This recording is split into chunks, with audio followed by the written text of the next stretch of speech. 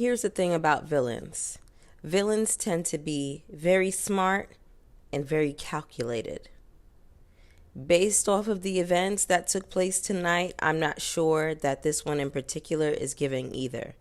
But only time will tell, right? Jesus, let me know, but they show no fish. They say you found it, but she's still gonna hold on. They say you found it, but she doesn't want. What's up, everybody? It's your girl, Bonnie Scotch. Thank you so much for clicking on my video today. I wanted to bring you a review / recap for RuPaul's Drag Race. This is season 16, episode 2, and this was the second part of the split premiere. And I saw a lot of people online complaining about this, how they don't too much care for the split premiere, but I love it because it gives us a chance to really spend time with the girls and get a better feel, a deeper feel for their personalities, okay? We have a lot to discuss. This was the premiere of all premieres for me. The talent, the personalities, a new villain, coming to play with us. So I feel like this was a 10 out of 10 episode for me. Let's go ahead and get right into it, shall we? But I need my glasses first. Okay. The first into the workroom is Hershey.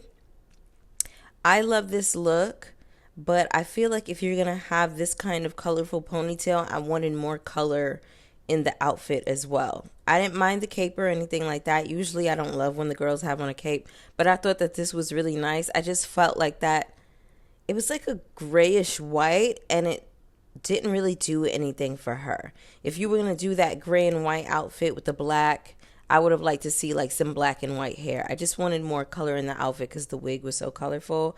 But that's just like a minor thing. That's just because I've been watching this show for 16 seasons. Well, I started at season 5 and then I went back and caught up on some of the older seasons. But because I have been watching this show for so long, there are just like certain things that like you want to meet the criteria of your eye. And I felt like just that little bit of zhuzh could have, brought it to life in a different way. I like Hershey's look. I think she's a gorgeous queen. We got another chocolate queen, honey, so I'm always going to be here for that. Next up, we have Plasma. I think Plasma looks good. She is a 24-year-old cosplaying as a 64-year-old. I have here old Hollywood glam. She understands an older reference. She's a musical theater queen. Theater queen here. I love a theater queen. I am one of those dolls from the theater myself, so I'm always going to go up for the comedy, campy theater girls, darling. And I feel like with this show in particular, there are a few skill sets that you want to have. I feel like the girls need to take sewing classes and the girls need to take improv classes. That improv is going to give you the ability to be quick and off your feet and have that yes and kind of attitude. So shout out to the theater queens, honey. Next up, we have Geneva Carr with the Mexican representation in the house. I think that this look is gorgeous. The mug was mugging. She was giving muggiana. And I loved it. I love her energy. I think she seems really sweet. So I'm very much looking forward to what Geneva Carr is going to give the girls. Next up, we have Plain Jane. This is kind of like Fran Drescher from The Nanny meets Peggy Bundy from, what's that show? I have it in my notes. Married with Children. Okay, for all of my 90s babies, y'all remember those references, of course. I thought that Plain Jane is a very pretty queen. I love the body oddy. I love the silhouette. I love this whole aesthetic that she's giving. I'm really curious to see where she's going to take her aesthetic because the body is padded just right. It's perfectly padded. Next up, we have Megami with this jeweled kind of antichrist look. And she said that some people think drag queens are evil, so why not indulge the fantasy? I like the rhinestone drip. I love any queen that comes in sparkling. And she said she was from Brooklyn, New York. I don't know if that means she's really like actually from Brooklyn or if she is a New York transplant. Can I just state a quick gripe that I have? These queens be from Kansas City, Missouri, Texas, Atlanta, and then they go to New York for 2 seconds just because, they put their name on the map, and all of a sudden they're a New York queen. You're not a New York queen. Like, I just hate this. Like, represent your city. Like, where are you from? Where did you grow up? Because that represents and that informs your drag more than you saying, oh, I just moved to New York 2 months ago, 6 months ago, a year ago, and so I'm a New York queen. You're not a New York queen. You're a Kansas City, Missouri queen, Delaware queen, or a Boston queen, or wherever it is you're from. Like, rep where you're from. I just hate that these girls do that. Also, another thing that I noticed, they're not putting the ages of these queens any longer up on the screen. That's really curious to me, and I wonder why they're not doing that. I would like to know how old some of these girls are. So far, I only know that Plasma is 24 because she said it in her entrance. All right, so next up, we have Maya Iman LePage. She is the queen of the flips and the dips. I love the hair and the fit and the monochromatic look. I just think that she's a short queen, so I wanted to see a look that more so elongated her body, but I thought that this was really pretty. I like the monochromatic orange, and I like giving a look that kind of shows us who you are, and this look shows me that she's a showgirl and a stunt queen, and I live for that. Side note, why do so many of the black queens paint their noses in a way that is just so, I don't know, I just have this personal gripe with the black queens.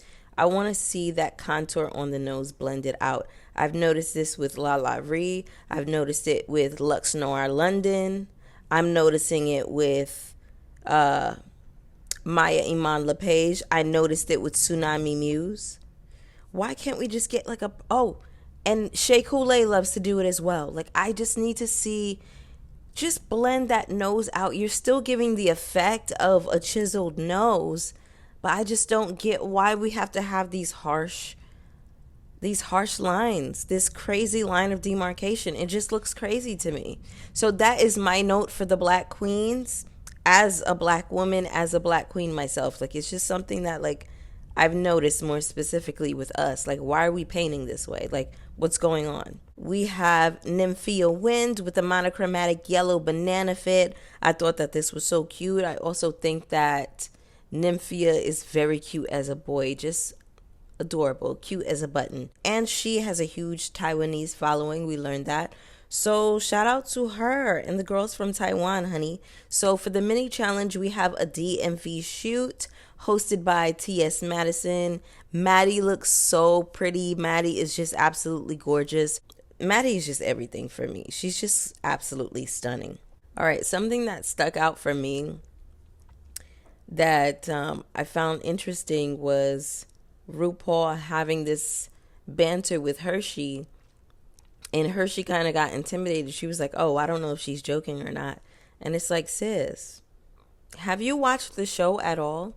This is RuPaul's humor. This is how she jokes. Sometimes she likes to act like an old ghetto bitch and roll with it. Like, there's no reason that she would be serious with you on set. Like, I don't know why she thought that. That was just wild to me. But RuPaul wants somebody to play with her. That's why we got the interactions that we got between her and Safira Crystal. She wants somebody who's quick, who's going to play with her, who's going to make the joke with her. You get what I'm saying? Anyway, Nymphia wins the mini challenge. She wins 2,500 Zualas, honey. Plain Jane is throwing a lot of shade in the workroom. Now, here's the thing. You came into this show saying to yourself, okay, I'm going to be the villain. I'm going to be the girl that's good for TV.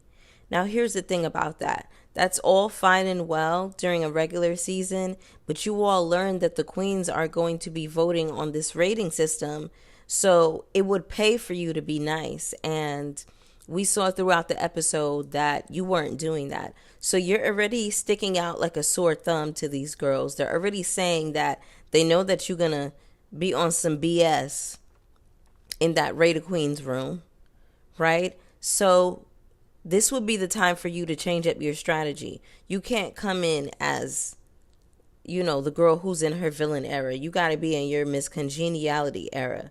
But I'm just like,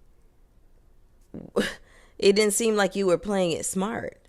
Anyway, so we have the Queen's Choice Awards as the main challenge. This is a play on the Teen Choice Awards from Nickelodeon.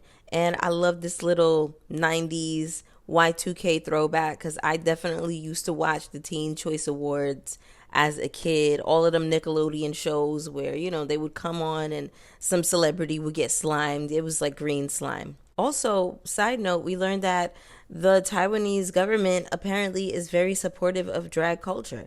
That shocked the hell out of me. So, shout out to Taiwan, honey. We learned that Hershey has 2 adopted kids, a very sweet, cute looking family. I absolutely love this. We also learned that Hershey's family made comments about, oh, what are you doing with those kids? What are you teaching them over there? Why are you doing that around them? Doing what? Being a drag queen? Being yourself? What are straight people teaching their children? Y'all want to jump up to ask the gay people what they're teaching the kids. What are y'all teaching the kids? Besides how to get essayed by somebody in the family and keep it a secret. Hello? Yeah, we're about to go there. What about when straight people are always jumping up to call something the gay agenda, right? But then they'll turn around and ask a little 4 or 5-year-old, oh, is that your little boyfriend? Is that your little girlfriend? Seems like you're pushing an agenda to me. Okay? Now, I'm a proud member of the LGBTQIA family. Okay? I put the B in LGBTQ. That's neither here nor there. But what I'm trying to say is I peep the BS coming from the straight people that always want to project a lot of nasty things onto the gay community, and they be the ones to watch for. So if we're going to talk about it, let's really talk about it. Integrity and being a good parent is integrity and being a good parent. It has nothing to do with whether or not you're gay or straight. Let's be very clear. Okay? Get into it. Then we have Becky G, who walks into the workroom. Now, I don't know who this baby is, but she is a very pretty young lady. I think she's gorgeous. Now, here's something that I caught. When the girls asked her, what are you looking for? What are the judges looking for? And she said representation.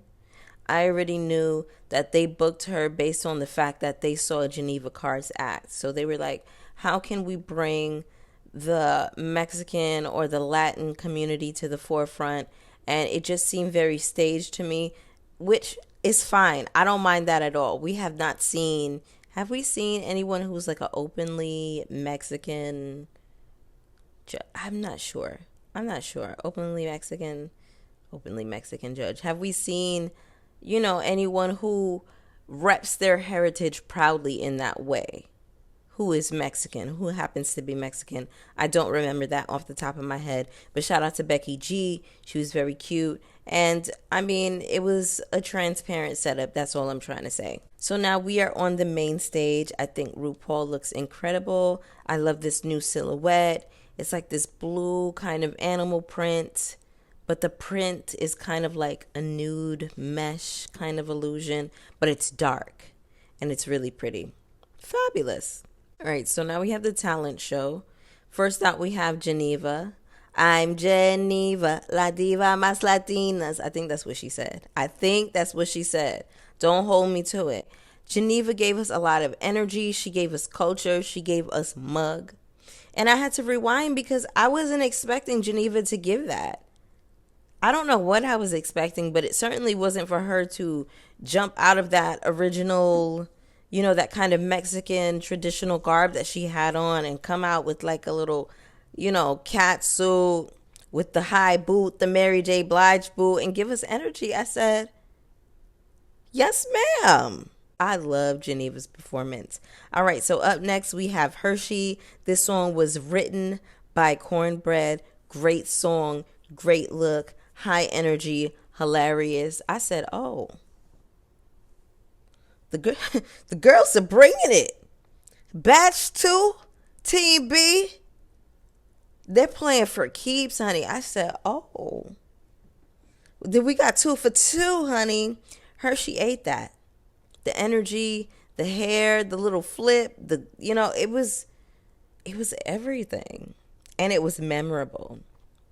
Okay, so we got 2 for 2 with the memorable performances. Next up, we have Miss Plasma, honey. She gave us a little bit of this old Hollywood glamour. She gave us a Jennifer Coolidge, Joan Rivers, a Marilyn Monroe impression. And I thought she did an excellent job. And she sang a little bit in the end, too.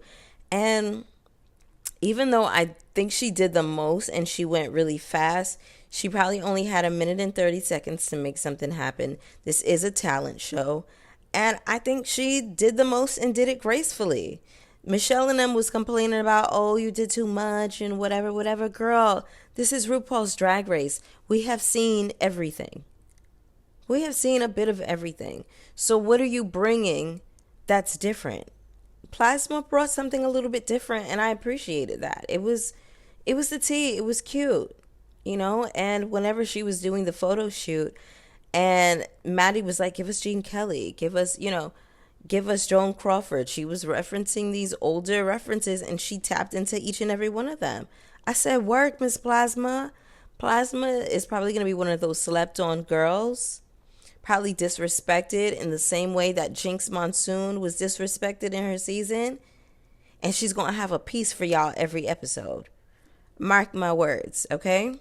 Next up, oh, and by the way, I just wanted to say that I'm here for the banter between Plasma and Hershey. It's just very cute. And if they become like very good Judies, I would not be mad at it. It's a friendship that I'm looking forward to see blossom on the TV. So next up, we have Nymphia Wins. Baby, when I tell you mama gave us culture, elegance, grace, pussy, everything you need for a talent show performance. When she started spinning the sleeves around and moving it around in a circle, my shoulders got to bouncing and RuPaul's shoulders got to bouncing too. I was like, oh, we feel the same way. Baby, I was into it. This performance put me in the mind of Gia Gunn, the Boom Boom Gun, from what was that season? Was that season 3 or 4 of All Stars? Whenever she did that like Japanese style kabuki performance. I have always said and thought that what Gia Gunn, say what you want about her personality, what she brought to that All Stars stage was one of the most memorable performances I've ever experienced. Okay, on the talent show stage, and I feel the exact way about Miss Nymphia. Baby, the grace, and just like the way she moved her arms around and that high kick and the split, everything was just, she took my breath away. I just found that shit to be so enchanting. I was enchanted. Okay, the grace, the beauty, the power, the makeup, the coming out like kind of veiled and the head movements, bringing in, like pulling in that intrigue. I'm really curious to know how Taiwanese people feel about this performance. Because to me, from the outside looking in, Nymphia put on for her city. You understand what I'm saying? She put on for Taiwan. I gotta get that bitch her tens. Like, whoa, that was so sickening and so memorable. You know, I rewound that. I rewound Geneva, I rewound Hershey, and I rewound Miss Nymphia Wins, okay? Next up, we have Mergami. So she did the cover of, what's the name of that group? What's her name? The one who used to write for Pink, Linda Perry. The name of that group she was in, is it Three Non-Blondes or something with blondes? And I said, hey, hey, hey, hey, hey. That one. So she did a lip sync to that song, and there was this message of activism and, you know, if you love drag art, love us in the voting booth as well. And here's my thing. Bring the activism, but bring talent as well. Bring us something we've never seen before. bring us you. You can't hide behind the veil of activism. Just because you have a positive message, good for you. I mean, cool, but this didn't give anything to me. And I'm not trying to be mean. I'm not trying to downplay anybody's talent, but this didn't give me a sense of what her talents are. Anybody can do a lip sync. You know, you need to do something that stands out on this stage, something that is memorable. Next up, we have Maya Iman LePage. First off, I love that she was lip syncing to a Khalees song. Khalees is one of my all-time favorite singers in the world, okay? The acrobatics, sickening, the pee popping on a handstand and making the legs go back and forth, crazy. Then she did a tumble onto the table. Then she did a tumble off of the table into a split. I said, bitch.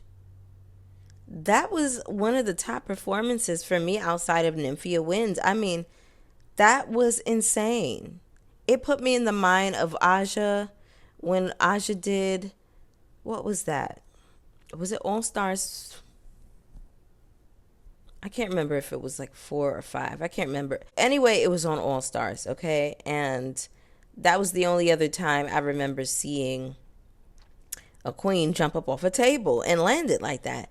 But in any case, I am almost pretty sure that Maya Iman LePage is the daughter of Kennedy Davenport, and it makes complete and total sense. I didn't know that. She didn't mention it on the show. I think I read that online somewhere. I could be wrong. That's just what I saw online. I could be wrong. But if I'm correct, and she is Kennedy Davenport's daughter, oof. Sickening, honey. Maya, that was everything for me, baby. The only thing that I would want from Maya is just like a little bit more attitude in the face. But that's like my only critique. I thought that was like insane. Bravo, Maya. I gotta give my girl her 10s. Next up, we have Plain Jane. I thought that this performance was a little bit of a ripoff of what Jimbo used to give. And she finished in a really suggestive manner. And shock value is not talent. I mean,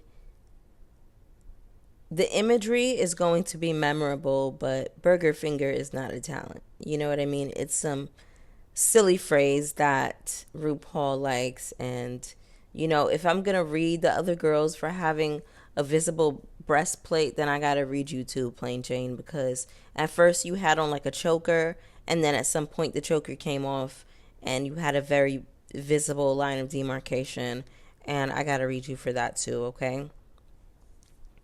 Plain Jane is a very pretty girl. She beats her face.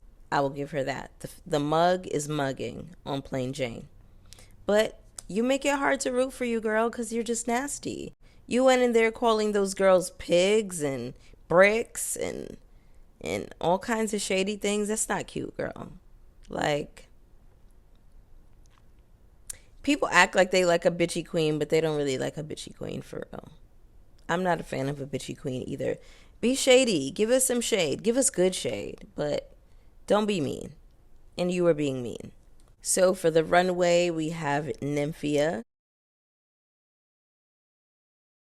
She's giving us the different stages of a banana, you know, going from underripe to spotted brown and ready to put in banana bread to rotten.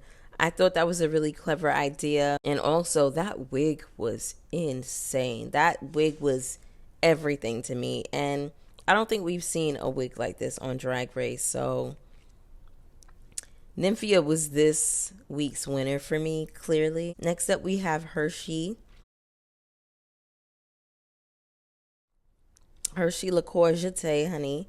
So I don't know if I mentioned this before, but she's also Cornbread's daughter. I think I had that in my notes for when I was looking at Meet the Queens, but I don't think I explicitly mentioned it. Anyway, this fit was right. The beat was perfection. I didn't even mind where the dress was stopping at first. I guess I didn't notice it. But I think it would have been cute as like a pencil skirt kind of length, like a little bit higher, closer to the knee. But I thought she looked sickening. I thought that the look was correct, the fit was correct, and for this to just have been something that she whipped up because something went wrong with her original wardrobe, Hershey is one to watch, y'all. We have Plasma in this pincushion look. I thought it was cute, unique, never before seen. I thought it was campy. And I think it was an ode to her grandmother who was a seamstress. So I thought that was very cute, Miss Plasma. Okay, so next up we have Maya. My critique of this look is she should not have taken off the jacket so soon. At least come fully down the runway with the jacket, and then when you hit one of those corners, you start to derobe. Next up, we have Geneva. She went from a mariachi player to somebody's abuela, and I thought that that was really cute, pretty, and seamless. Next up, we have Megami. She's kind of giving me like,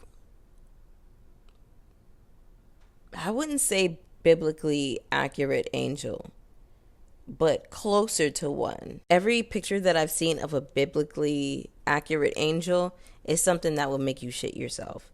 Also, where was the reveal? You can't come out with eyes on your hands talking about, oh, this is my reveal. Like, girl, you looking late. You looking real late. And I don't like that. I thought we were gonna get like high level of sophisticated art hoe, somewhat similar to like a Sasha Velour, and I'm not getting that from Megami. I don't know how long she's gonna last in this competition. Next up, we have Plain Jane. She goes from this like frozen Arctic queen kind of look into whore at a tailgating party or something like that.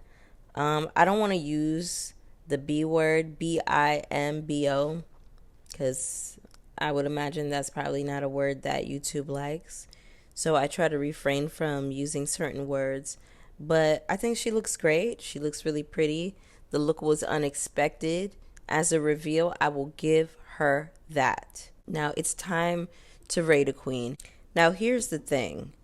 Plain Jane went in there and she voted for Nymphia last because she knew that Nymphia would be one of the higher rated queens. So she wanted to throw the votes a bit, and she was successful in that. But here's the thing about how you got to play this game. If you're going to come in and be the villain, you do that during a season where the other queens don't have influence over the game. They're bringing all stars rules into this game, right? So you got to play it different. You got to be nice to these girls. You're not playing smart if you're being like a smart mouth bitch at every turn. You know what I'm saying? So she threw the vote. She got to lip sync. And I thought that the lip sync was cute. She had her titty hanging out for most of it. And then like 2 minutes after the titty was fully out on stage, she wanted to be like, and cover it up. So I thought that was a cute little gag. I thought it was funny. But Nymphia was definitely robbed.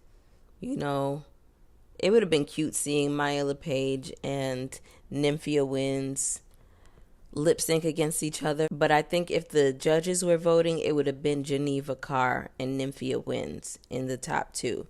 So anyway, that was the episode, you all. Let me know who you all think really won this episode. Did you think that Plain Jane with the burger finger deserved a shot at lip syncing over Nymphia Wins? How do we feel about that? How do we feel about this episode, this second premiere? Who are your top 3 queens? My top 3 queens, now that we have this new configuration of girls in the mix, I would still put Saphira. I would still have Mirage in my top. And now I have Nymphia Wins. Those are my top 3. And, oh, what if we get a top 4? I would put Hershey or plasma in there. Don't forget to hit the like button for me. When you hit the like button, it's not only a free way to support my channel, but it also lets YouTube know that I'm here and that y'all are rocking with my commentary. And hitting the like button shoots my content out to other viewers just like you, an audience who ordinarily would not get exposure to my channel. So I will see y'all for the next one. Peace. Oh, you fancy. Let me see your hands. Wave them at them bitches hating on you with their